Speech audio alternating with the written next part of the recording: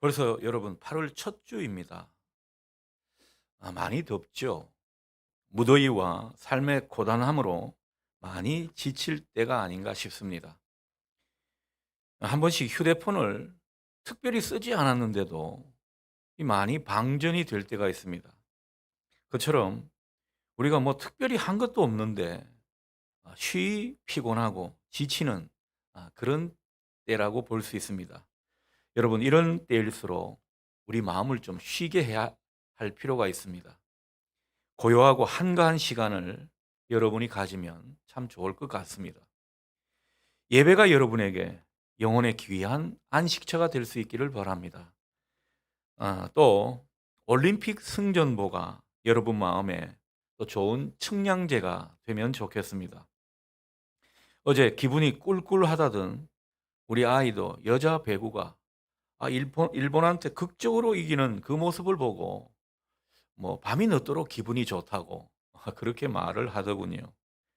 올림픽에 대한 관심이 예전만큼은 아니지만 이 간간히 들려오는 승전보, 국민들 마음을 많이 시원하게 해주는 것 같습니다.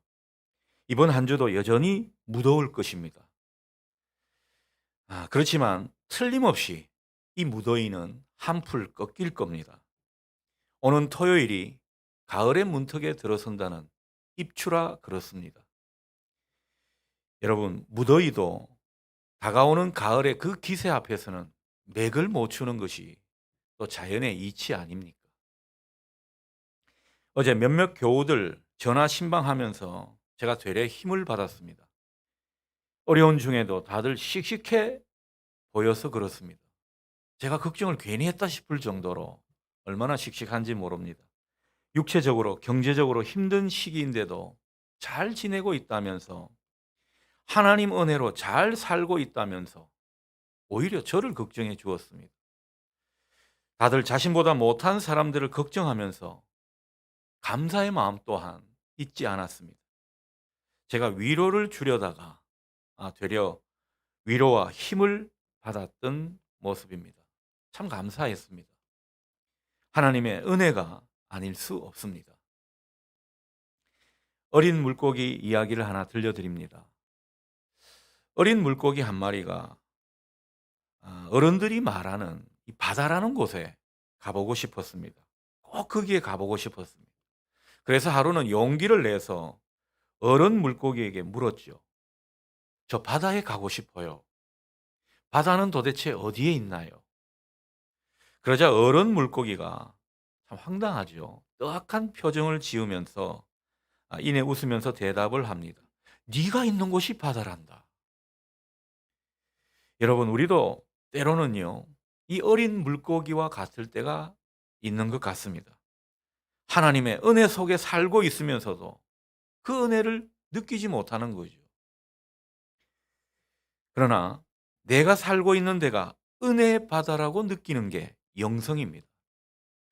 모든 삶에서 우리가 하나님을 느끼며 사는 것, 그게 영생인 것입니다. 살다 보면 분명 우리는 삶이 힘겨울 때가 있습니다. 인생이 무겁게 느껴질 때가 있고, 가끔은 뭔가 벼랑 끝에 선 것처럼 아찔할 때도 있습니다. 하지만 그 모든 순간 우리가 잊지 말아야 할 것은 우리는 은혜의 사람이라는 것입니다. 하나님이 함께 하시는 은혜의 사람이라는 사실을 여러분 결코 놓치지 않고 사시기 바랍니다. 모든 일에 우리가 주님을 주인으로 모시고, 그래서 주님께서 우리 인생을 뭔가 주도하시게 되면 우리는 이 사실을 분명히 알게 되고 확신하게 될 것입니다. 우리에게 하나님의 은혜가 함께하는 이유는 다른 게 아닙니다. 우리가 하나님으로부터 구원의 은총을 받은 사람이기 때문입니다. 11절 말씀 보십시오. 우리는 구원받을 자격이 없는 사람들이지만 예수 그리스도로 말미암아 구원을 주시는 그 하나님의 은혜가 우리 가운데 임하게 된 것입니다. 우리가 전에는 쉽게 죄에 빠지는 사람이었고 유혹 앞에 속절없이 넘어가고 마는 연약한 인생들이었습니다. 그런 사람을 부르시고 하나님의 백성 삼아 주셨다는 거죠. 하나님의 자녀로 영원한 천국을 소유하게 하셨습니다. 영생의 삶을 살게 하신 것입니다. 여러분 이 사실을 믿으십니까? 바울은 3장 3절에서 우리가 구원의 은혜를 받기 전의 모습을 이렇게 말해 주고 있습니다. 전에는 우리가 어리석었다. 순종할 줄도 몰랐고 또 정욕과 향락에 종로로 타는 인생들이었다. 악독과 시기심을 일삼았고 서로 미워하며 사는 그런 인생들이었다. 이렇게 말하고 있습니다. 그러나 예수 그리스도 안에서 이런 삶이 우리가 새롭게 바뀌기 시작했다라는 거죠. 변화된 인생이 되었다는 것입니다. 이게 바로 복음입니다. 12절 하반절 말씀은 이런 구원받고 변화된 인생에 대해서 분명히 증거해 주고 있습니다.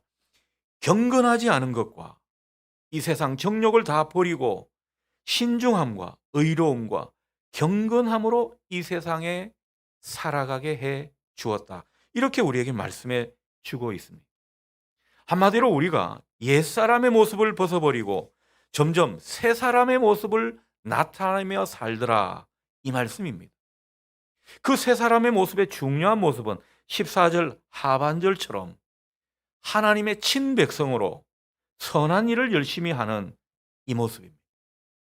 우리가 예수 그리스도를 참되게 믿고 구원받았다는 의미는 다른 게 아닙니다. 이렇듯 변화가 나타나고 새 사람으로 살아가는 그 모습을 의미하는 것입니다. 자, 그런데 오늘 본문은 구원받은 사람들의 이 모든 변화와 새로운 삶에 대해 분명한 진리를 우리에게 선포해 주고 있습니다. 여러분, 이 부분이 중요합니다. 11절에서 12절 상반절입니다. 여러분, 뭐라고 기록되어 있습니까? 하나님의 은혜가 우리에게 나타났다. 그 하나님의 은혜가 우리를 양육했다는 것입니다. 그 하나님의 은혜가 우리를 교육하고 있다라는 것입니다. 이게 진짜 복음인 것입니다. 결코 우리의 의로움이나 노력이 아니라는 거죠. 전적인 하나님의 은혜라는 것입니다. 우리가 변화되고 새 사람 되고 정말 주님 닮은 모습으로 살아갈 수 있다면 그 은혜가 우리 인생 가운데 나타났고 그 은혜가 우리를 지도하시고 양육하시기 때문이라는 거죠. 그러니 전적인 하나님의 은혜라는 말을 우리가 이런 데서 할 수가 있는 것입니다. 그 하나님의 은혜가 우리를 경건하지 않은 삶에서 떠나게 했습니다. 세속적인 욕망을 버리도록 우리를 지도해 갔습니다. 그 은혜로 말미암아 우리는 신실한 삶을 살 수 있게 되었고 때로는 절제된 삶을 살면서 의로움과 경건을 갖추고 살게 된 것입니다. 거기다가 주님을 섬기는 삶, 이런 삶을 살게 된 것이죠. 우리가 때마다 일마다 남보다 더 뭔가 힘을 내어서 이 어렵고 힘든 가운데서도 예배의 자리를 지키고 있습니까? 하나님을 바라보는 그런 인생이 되었습니까? 여러분, 이게 우리의 의로움이 아닙니다. 내가 뭐 남보다 더 경건하고 영성이 깊은 사람이라서 목사라서 그런 게 아니라는 것이죠. 하나님의 은혜가 있었기 때문에 우리는 그 자리를 지킬 수 있음을 볼 수 있기를 바랍니다. 모든 것이 하나님의 은혜라는 거죠. 혹 내가 남보다 더 봉사를 많이 합니까? 헌금을 더 즐거이 많이 하는 것 같습니까? 남들이 안 하는 복음을 전하는 인생으로 살아가고 있는 것 같습니까? 알고 보면 그게 다 하나님의 은혜 때문이라는 거죠. 우리가 한 것은 없습니다. 하나님의 은혜가 계속해서 우리 가운데 임해서 그 하나님의 은혜가 우리를 자꾸 인도해 가시면서 양육시켜 나가게 될 때 우리 안에 옛사람의 모습과 행동은 벗어버리고 정말 새 사람의 온전한 모습을 갖추어 갈 수 있도록 하나님이 그렇게 해 주신 것입니다. 그러니 우리가 이 하나님의 은혜를 어찌 노래하지 않을 수 있겠습니까? 여러분, 이 사실에 아멘 할 수 있기를 바랍니다. 하나님의 은혜가 알게 모르게 우리를 점점 복 있는 사람으로 더욱더 주님께 가까운 인생으로 만들어가고 있는 것입니다. 그러므로 우리가 우선 해야 할 것은 은혜의 보좌 앞에 담대히 나아가는 것입니다. 내 의지, 내 열심, 내 의로움이 중요한 게 아니라면 우리는 은혜의 자리에 있는 것이 필요하다는 거죠. 은혜의 자리 가운데 더 자주 나오고 은혜가 있는 곳에 우리가 함께하는 것이 중요한 것입니다. 이게 참 지혜로운 인생이라는 거죠. 여러분, 인생은 그저 성실하게 사는 것이 다가 아닙니다. 그저 열심히만 다하면 뭔가 오겠지. 오산입니다. 은혜가 있도록 하는 인생이 지혜로운 인생이라는 것입니다. 은혜가 있도록 하는 것이 얼마나 중요한지 모르겠습니다. 자, 그런데 이 아무리 신앙이 있다고 하는 사람도 심지어 목사라고 해도요, 뭐 예배를 잘 안 드리고 말씀 생활 제대로 안 하게 되면요, 있는 은혜가 다 떨어지기 마련입니다. 저도 한 번씩 뭐 휴가 같은 것을 보내면서 이런 걸 조금씩 느끼곤 합니다. 휴가가 좋기는 한데 이 은혜가 떨어지는 것 같은 이런 어떤 딜레마가 있곤 합니다. 여러분, 우리가 은혜가 떨어지게 되면요, 이 옛날 모습이 불쑥불쑥 튀어나오는 것입니다. 옛사람의 모습이 우리를 다시 주장하는 것 같습니다. 다 은혜가 떨어져서 그런 것입니다. 여러분, 은혜가 떨어졌는지 은혜가 넘치는지 한번 우리 자신을 되돌아볼 수 있기를 바랍니다. 하지만 우리가 하나님의 은혜가 우리 가운데 든든히 있게 되면요, 우리 삶은 계속 선하고 복된 쪽으로 변화되기 마련입니다. 은혜가 그렇게 우리를 인도해 가신다는 거죠. 은혜가 점점 많아지게 되면 우리는 더욱 의로워집니다. 내가 뭐 의롭게 살려고 애를 쓰지 않아도 그렇게 된다는 것이죠. 내가 삶을 풍부하게 살고 싶은데 그게 안 되는데도 은혜가 우리를 주장하게 되면 삶이 풍성하게 된다는 것입니다. 은혜가 우리를 그렇게 만드는 것입니다. 그런 의미에서 저는 여러분이 점점 은혜가 많아지는 인생이 되기를 소원합니다. 은혜에 은혜로라. 이 바울의 고백처럼 우리가 은혜가 계속해서 임하는 그런 인생 되기를 축복합니다. 이게 우리 인생 가운데 얼마나 중요한 진리인지 모르겠습니다. 우리가 은혜를 계속해서 받게 되면 우리 안에 옛사람의 때와 그 묵은 행동을 자꾸 벗어버리게 되는 것입니다. 이게 얼마나 은혜인지 모르겠습니다. 우리는 하나님의 은혜로 말미암아 우리 안에 있는 악독과 혈기, 안 좋은 습성이 빠져나가게 해야 합니다. 이걸 방치해서는 곤란합니다. 내 안에 있는 악독과 혈기, 쓴뿌리 같은 그런 것들이 계속 빠져나가는 것이 그게 영성의 길인 것입니다. 그 영성의 길을 가는 것이 또 얼마나 은혜인지 모릅니다. 중요한 것은 우리 안에 옛사람의 그 모습과 묵은 행동, 악독과 쓴뿌리가 자꾸 빠져나가도록 해야 우리가 하나님을 제대로 섬길 수 있고 믿을 수 있다는 사실입니다. 그래야 정말 하나님의 신실한 사람이 되는 것입니다. 의로운 모습으로 하나님께 영광을 돌릴 수 있는 것이죠. 경건한 그리스도인으로 자처하며 살 수가 있는 것입니다. 그리고 무엇보다 중요한 것, 복받을 만한 그릇이 되는 거죠. 우리가 제대로 된 삶을 살 수 있는 것입니다. 참 어떤 분은 참 귀한 인생을 보게 됩니다. 예수 믿고 나서 얼마나 변화가 많이 있는지 모릅니다. 예수 믿은 지는 얼마 되지 않습니다. 그런데 예수 믿고 나서 정말 신실한 사람으로 변하는 모습을 보게 됩니다. 보기만 해도 아름답습니다. 예배를 귀하게 여깁니다. 경건하게 살아갑니다. 영적인 삶에 충실한 모습을 보이게 되더라는 것이죠. 하나님과 교회를 위해 봉사도 많이 하는데 내 의로움과 내 열심으로 하지 않습니다. 억지로 하지 않습니다. 기쁨으로 자원하는 마음으로 감당하더라는 거죠. 여러분, 우리의 노력과 의지로는 이런 것이 잘 되지는 않지만 그러나 하나님의 은혜로는 얼마든지 이런 모습이 가능한 것입니다. 그 하나님의 은혜는 우리의 성품을 바뀌게 합니다. 내 신앙 인격을 다듬어 가게 됩니다. 신앙 인격을 다듬어 가게 되니까 하나님이 복 주실 만한 그릇이 돼 가는 것이죠. 여러분, 성도는 자기와의 싸움에서 이기는 사람입니다.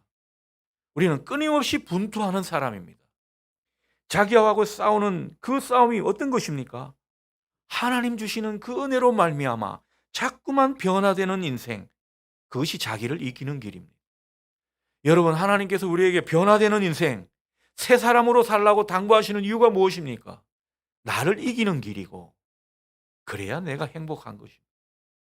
여러분, 옛사람의 모습으로는 우리가 행복할 수가 없습니다. 그래서 우리는 은혜를 계속 공급받아서 새 사람으로, 새 생명으로 은혜에 걸맞는 인생으로 살아가야 하는 것입니다.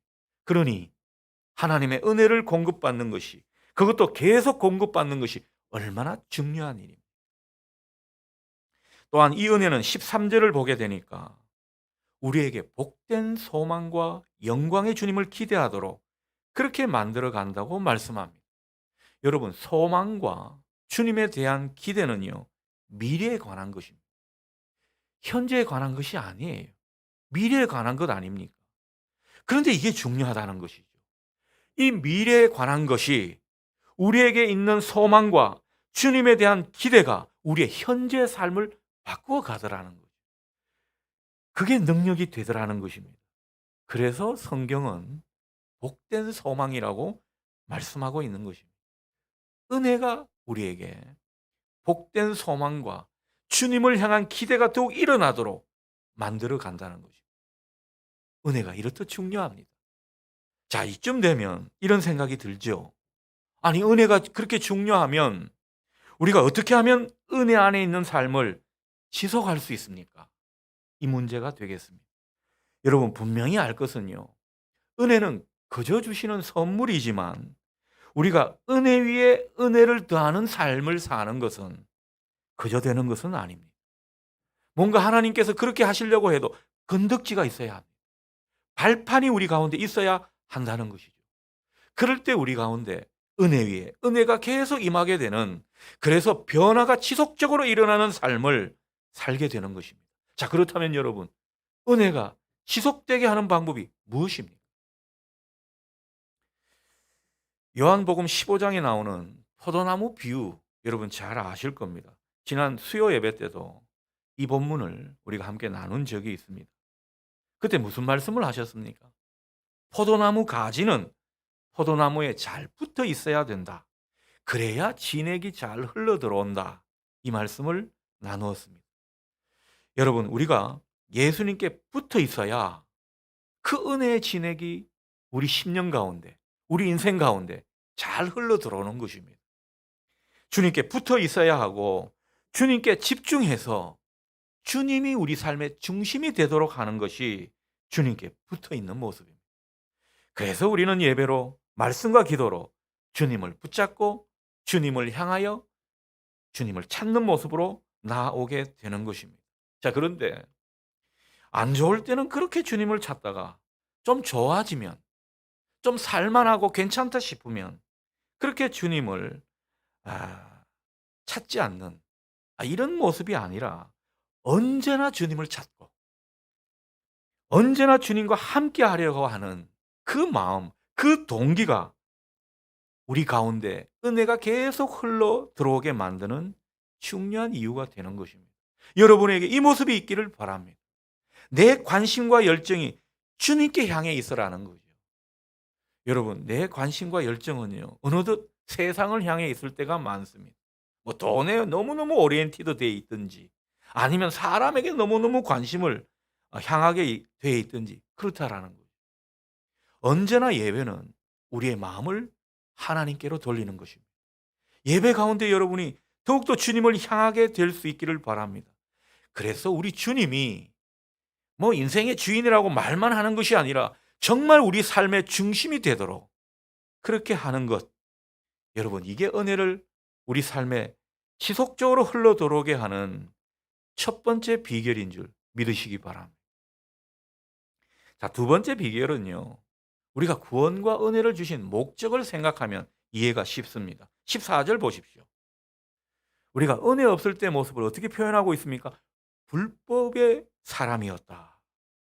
그런데 그 불법의 사람이 하나님의 법을 모르고 하나님의 법과 무관한 인생을 살던 사람이 은혜를 주셔서 그 은혜를 받게 되어서 우리가 의롭게 되었다라는 거죠. 하나님이 우리를 그렇게 의롭게 해 주셨다라는 거죠. 그 이유가 뭐죠? 오늘 마지막에 나오죠. 바로 선한 일을 열심히 하는 사람이 되게 하기 위해서라는 것입니다. 이것은 포괄적인 말씀입니다. 사랑하고 돕고 섬기는, 뭔가 주님을 닮은 사람이 되게 하시려고 우리에게 구원을 베풀어 주신 것입니다. 우리를 의롭게 하셨습니다. 그리고 우리를 은혜로운 사람으로 인도해 가셨다라는 거죠. 그러니 이 구원의 목적을 마음에 품고 사는 것이 중요합니다.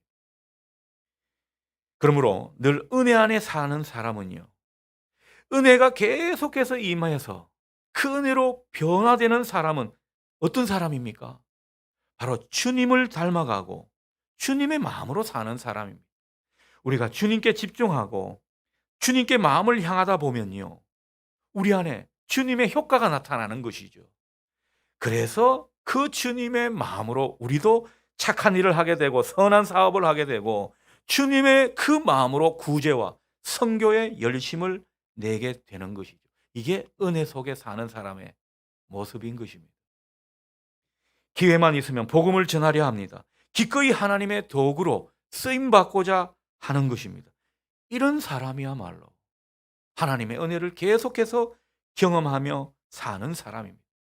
여러분, 테레사 소녀가 자기는 하나님의 몽땅 연필이라고 그렇게 표현했는데 참 공감이 됩니다. 여러분, 우리가 비록 몽땅 연필이라고 해도 하나님이 쓰시는 사람이 되고자 한다면, 그 열망이 우리 가운데 있다면, 그래서 계속 주님께 내 마음을 향하게 된다면 그 인생은 계속 은혜가 흘러 들어올 수밖에 없는 것입니다. 여러분의 일상의 공간에서, 일터에서, 가정에서 여러분의 살아가는 이유가 주님의 마음을 따라 선한 일을 감당하고 또 주님이 쓰시고자 하는 사람으로 살아가고자 예를 쓰는 우리 모두가 될 수 있기를 바랍니다. 뭐 잘 못하고 열매가 없는 것 같아도 괜찮습니다. 하나님이 우리에게 보시는 것은요, 행위의 결과가 아닙니다. 우리 마음의 동기라는 거죠. 우리가 어떤 마음으로 살아가느냐, 어떤 마음을 지향하며 살아가느냐, 이게 중요한 것입니다. 이런 마음으로 살아가고자 때로는 발버둥을 치십시오. 그러면요, 하나님께서 여러분의 삶을 은혜의 물결 가운데 휩싸이게 해 주실 줄 믿습니다. 18세기 독일의 극작가이자 비평가인 고트 홀트 레싱의 희곡 중에 현자 나탄이라고 하는 현자 나탄이 있는데, 이 현자 나탄에 나오는 이야기를 소개해 드립니다. 옛날에 어느 왕에게 영롱하고 아름다운 반지가 있었습니다. 그런데 이 반지는 굉장히 신통력이 있었습니다. 이 반지를 끼고 있는 사람은 하나님과 사람에게서 사랑을 받게 돼 있는 그런 능력이 있었다는 것입니다. 이 신통력을 믿는 사람은 다 그렇게 사랑을 받는 모습으로 살았습니다. 이 왕도 그렇게 살았겠지요. 그런데 어느 날 왕이 자기가 세상을 떠나기 전에 아들에게 이 반지를 물려주어야겠다 생각을 했습니다. 하지만 고민이 많이 됐습니다. 반지는 하나뿐인데 왕에게는 세 아들이 있었기 때문입니다. 이 세 아들이 다 훌륭했습니다. 그래서 어느 아들에게 반지를 물려주어야 할지 고민하지 않을 수 없습니다. 제가 우리 아이들에게 반지를 물려준다면 누구에게 물려줘야 할지 저도 고민이 많이 되지 않겠습니까? 이 왕이 그랬다라는 것이죠. 그래서 왕은 어느 날 세공사를 불렀는데 진짜 반지와 똑같은 반지 두 개를 만들어 오도록 했습니다. 솜씨 좋은 세공사는 진짜 솜씨가 좋았던지 진짜와 가짜를 구분할 수 없을 정도로 아주 이미테이션을 잘 만들어 왔습니다. 그래서 이 왕은요, 이 아들들을 따로 다 불러다가 각각 반지를 전해 주었습니다. 이 아들들 입장에서는 다 자기만 반지를 받은 줄 알았습니다. 하지만 아버지가 세상을 떠난 후에 아들들은 그 사실을 알게 되었죠. 반지가 하나가 아니라 세 개라는 사실을 알게 되었습니다. 그래서 누구 반지가 진짜 반지인지 판결을 해달라며 재판관을 찾아갔습니다. 재판관이 고민이 되죠. 자기가 뭐 솔로몬도 아니고 어떻게 마땅한 방법으로 판단을 하겠습니까? 고민을 하다가 기도를 했는지 아닌지 모르겠지만 그러다가 한 가지 해안이 떠올랐습니다. 이 반지를 가진 사람은 하나님과 사람한테서 사랑을 받는다고 했지. 그러니까 누가 진짜 반지 주인인지는 그들의 삶을 보면 알 수 있겠구나. 이런 마음이 들었던 것입니다. 그래서 이 재판관은 왕자들을 다 불러 모았습니다. 말합니다. 당신들이 각각 아버지한테서 반지를 받았다면 당신들은 이제부터 진짜 반지를 받았다고 생각하고 자기 반지의 그 능력, 그 신통력을 현실화시키도록 예를 쓰십시오. 그러면 누가 진짜 반지를 차고 있는지 알게 될 겁니다. 그렇게 말했다고 합니다. 여러분, 우리도 하나님으로부터 구원의 반지를 하나씩 다 끼고 있는 인생들인지 모르겠습니다. 그런데 이 반지를 받은 사람들이 의외로 많죠. 다들 자기 반지가 진짜 반지라고 주장을 합니다. 그래서 자기 반지가 막 진짜라고 주장하는 그런 소리를 들어보면요. 뭐 그 반지를 자기가 언제 받았는지, 그리고 그 반지를 받을 때 어떤 체험이 있었는지, 그런 것들로 증명하려 한다는 것입니다. 여러분, 이단들은 말도 안 되는 교리를 가지고 자기들만 진짜 반지를 받았다고 그렇게 말하고 있습니다. 뭐 14만 4천 안에 든 사람만 반지를 끼고 있다나요? 허무맹랑한 소리를 하면서 우기고 있습니다. 그러나 하나님이 주신 이 구원의 반지를 증명하는 길은 오늘 예화를 든 것처럼 오로지 그 반지의 능력을 드러내 보이는 길밖에 없습니다. 내가 정말 구원의 반지를 끼고 있는지, 그것을 우리가 삶으로 드러내 보여야 한다는 것입니다. 여전히 옛사람의 모습을 보이면서 자기는 구원의 반지를 끼고 있다고 그렇게 자랑하는 사람이 있습니다. 이기적이고 마음이 딱딱하고 배타적이고 욕심이 가득한 그 모습으로 자기가 구원의 반지를, 진짜 반지를 끼고 있다고 착각하는 사람이 있다라는 것이죠. 자기만 생각하고 다른 사람들 상처 주는 일을 서슴지 않으면서 과연 내가 반지를, 진짜 반지를 끼고 있다고 말한다면 그게 옳은 말일까요? 우리가 의심해 봐야 되지 않겠습니까? 우리가 정말 구원의 반지를 받은 사람이 맞다면, 내가 끼고 있는 이 반지가 진짜 구원의 반지가 맞다면 우리는 하나님께도 사람에게도 사랑받을 수 있는 삶을 보여야 합니다. 삶으로 우리의 구원을 증명해 보이는 것이 우리의 소명인 것입니다. 여러분, 삶으로 우리 구원을 나타내 보이는 길은 다른 게 아닙니다. 주님을 본받아 자꾸만 내면을 온전하게 하는 것이죠. 그래서 새 사람으로 살아가는 것입니다. 점점 진리에 밝아지고 주님 말씀에 순종하게 되는 그 길을 가는 것이죠. 더럽고 욕심 많고 정욕과 악독에 물든 그 마음을 자꾸만 씻어내는 것입니다. 대신 의롭고 경건한 모습으로 살아가는 것이 우리의 구원을 증명하는 모습인 것입니다. 내가 힘이 조금이라도 있다면 다른 사람을 사랑하고 돌봄의 마음으로 다른 사람들을 대하는 것, 그 가운데 선한 일을 열심히 하는 모습으로 주님과 함께 동행하려고 하는 것, 여러분, 이런 모습으로 살아가는 사람은요, 우리의 구원을 다른 사람에게 증명하고도 남을 것입니다. 분명히 하나님과 사람에게 사랑과 칭찬을 받는 인생이 될 것입니다. 중요한 것은요, 우리의 의도입니다. 우리의 마음입니다. 우리가 이런 삶을 지향하며 주님께 붙어 있는 그 모습인 것입니다. 그러면 분명히 하나님의 은혜가 나타나서 여러분을 그런 삶을 살아갈 수 있도록 양육해 갈 것입니다. 여러분, 이 진리를 믿으십시오. 우리가 하는 것이 아닙니다. 그 가운데 우리는요, 날마다 구원의 은총 속에 살게 될 것입니다. 그런 우리의 인생은 또 다른 사람에게 한 줄기 구원의 빛, 사랑의 빛이 될 것입니다. 반드시 주님께서 우리를 구원의 통로로 사용하실 것입니다. 우리가 이렇게 구원의 은총으로 살고 그 구원을 이루며 사는 가운데 우리는 얼마나 풍성한 삶을 살게 되는지 모릅니다. 여러분, 구원을 이루며 사는 영생의 삶은 다른 게 아닙니다. 이렇듯 우리가 주님의 마음을 지향하는 가운데 은혜를 자꾸 얻어가고, 그래서 하나님의 생명 가운데 든든히 우리가 살아간다면 여러분, 이 은혜의 삶을 일컬어 영생의 삶이라 하는 것입니다. 여러분 가운데, 여러분 인생 가운데 은혜 안에서 더욱 영생의 삶을 누리면서 주님과 동행하는 은총이, 그 기쁨이 항상 있기를 기원합니다. 아멘.